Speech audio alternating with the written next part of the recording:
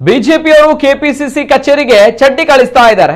ಉಡುಪಿ ಜಿಲ್ಲಾ ಕಚೇರಿಗೆ ಕಳಿಸಿದ್ರೆ ಸೂಕ್ತ ಬಟವಾಡೆ ಮಾಡ್ತಾ ಇದ್ವು. ನಮ್ಮ ಕೈಗೆ ಇನ್ನೂ ಕೂಡ ಚಡ್ಡಿ ಸಿಗ್ಲಿಲ್ಲ, ಸಿಕ್ಕಿದ್ರೆ ಬಟವಾಡೆ ಮಾಡ್ತೇವೆ. ಇವರು ತಮ್ಮ ಲೋಪದೋಷಗಳನ್ನ ಮುಚ್ಚಿ ಹಾಕಲು ಚಡ್ಡಿ ಅಭಿಯಾನ ಮಾಡ್ತಾ ಇದ್ದಾರೆ ಎಂದು ಮಾಜಿ ಸಂಸದ ವಿನಯ್ ಕುಮಾರ್ ಸೊರಕೆ ವ್ಯಂಗ್ಯವಾಡಿದ್ದಾರೆ. ಬಿಜೆಪಿ ಚಡ್ಡಿ ಅಭಿಯಾನದ ವಿರುದ್ಧ ಮಾಧ್ಯಮಗಳಿಗೆ ಪ್ರತಿಕ್ರಿಯೆ ನೀಡಿದ ಅವರು, ಬಿಜೆಪಿಗರು ಉಡುಪಿ ಜಿಲ್ಲೆಯನ್ನ ಪ್ರಯೋಗಶಾಲೆಯನ್ನಾಗಿ ಮಾಡ್ತಾ ಇದ್ದಾರೆ. ನಾವು ಶಿಕ್ಷಣದಲ್ಲಿ ನಂಬರ್ 1 ಆಗಿದ್ವು, ಇಂತಹ ಜಿಲ್ಲೆಯಲ್ಲಿ ಹಿಜಾಬ್ ವಿವಾದ ಮಾಡಿ ಅಂತಾರಾಷ್ಟ್ರೀಯ ಮಟ್ಟಕ್ಕೆ ಕೊಂಡು ಹೋದ್ರು. ರಾಜ್ಯದ ವಿದ್ಯಾಂಗ ಇಲಾಖೆ ಏನು ಮಾಡ್ತಾ ಇದೆ, ಮುಂದಿನ ಚುನಾವಣೆಗೋಸ್ಕರ ಹೀಗೆಲ್ಲ ಮಾಡ್ತಾ ಇದ್ದಾರೆ ಎಂದರು. ಆತ್ಮಹತ್ಯೆ ಮಾಡಿಕೊಳ್ಳುವವರು ಕೂಡ ಉಡುಪಿ ಜಿಲ್ಲೆಯನ್ನ ಆಯ್ಕೆ ಮಾಡಿಕೊಳ್ತಾ ಇದ್ದಾರೆ. ಪ್ರಗತಿಪರವಾದ ಕರಾವಳಿ ಜಿಲ್ಲೆಯನ್ನ ಪ್ರಯೋಗಶಾಲಾ ಮಾಡ್ತಾ ಇದ್ದಾರೆ. ಇನ್ನು ಸಿದ್ದರಾಮಯ್ಯ ಏನು ಮಾಡಿದ್ರು ಕೂಡ ತೂಕ ಇದ್ದೇ ಇರುತ್ತೆ. ಸಿದ್ದರಾಮಯ್ಯ ಹೇಳಿಕೆಗೆ ಜಿಲ್ಲಾ ನಾಯಕರು ಪ್ರತಿಕ್ರಿಯೆ ಕೊಡುವುದಲ್ಲ.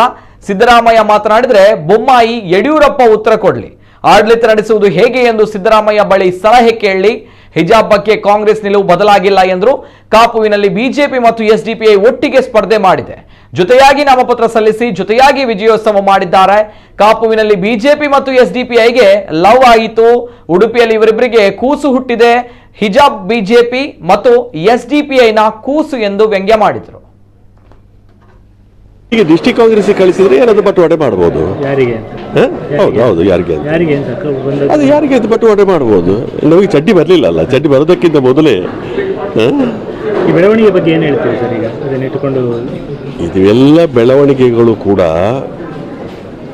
ಅವರ ಲೋಪದೋಷಗಳನ್ನು ಮುಚ್ಚಿ ಹಾಕಲಿಕ್ಕೆ.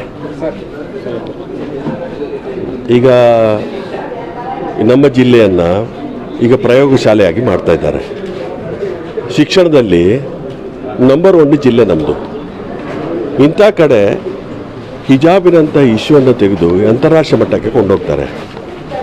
ಇವರ ಅಲ್ಲಿಯ ಜನಪತಿಗಳು ಏನು ಮಾಡ್ತಾಯಿದ್ರು, ಅಲ್ಲಿಯ ಕಮಿಟಿ ಏನು ಮಾಡ್ತಾಯಿತ್ತು, ಆಡಳಿತ ವ್ಯವಸ್ಥೆ ಏನು ಮಾಡ್ತಾಯಿತ್ತು, ವಿದ್ಯಾಂಗ ಇಲಾಖೆ ಏನು ಮಾಡ್ತಾಯಿತ್ತು, ಜಿಲ್ಲಾ ಆಡಳಿತ ಏನು ಮಾಡ್ತಾಯಿತ್ತು, ಉಸ್ತುವಾರಿ ಸಚಿವ ಏನು ಮಾಡ್ತಾಯಿದ್ದ, ಅಥವಾ ಇವತ್ತು ರಾಜ್ಯದ ವಿದ್ಯಾಂಗ ಇಲಾಖೆ ಏನು ಮಾಡ್ತಾಯಿತ್ತು, ಸರ್ಕಾರ ಏನು ಮಾಡ್ತಾಯಿದೆ, ಇಷ್ಟು ದೊಡ್ಡ ಇಶ್ಯೂ ಆಗುವಂಥ ಸಮಯದಲ್ಲಿ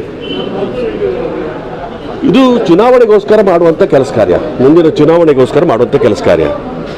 ಅವರ ಹತ್ರ ಯಾವುದೂ ಕೂಡ ನಿಶ್ಚಯವಾಗಿ ಹೇಳಿಕೊಳ್ಳುವಂಥ ಪರಿಸ್ಥಿತಿಯಲ್ಲಿ ಇಲ್ಲ. ಭ್ರಷ್ಟಾಚಾರ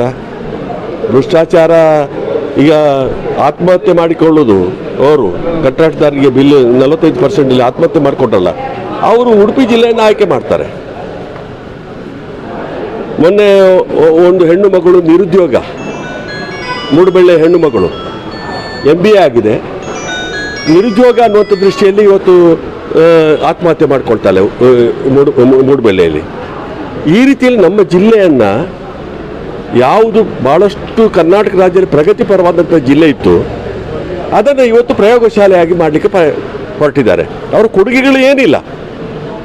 ಪಠ್ಯಪುಸ್ತಕ ಇವತ್ತು ಆ ಕೋಮುವಾದಿ ಎಜೆಂಡವನ್ನು ತರಬೇಕು ಅನ್ನೋಂಥ ಉದ್ದೇಶ ಬಿಟ್ಟರೆ ಈಗ ಬಸವಣ್ಣನ ಬಗ್ಗೆ ಅಥವಾ ಇವತ್ತು ಕುವೆಂಪು ಅವರ ಬಗ್ಗೆ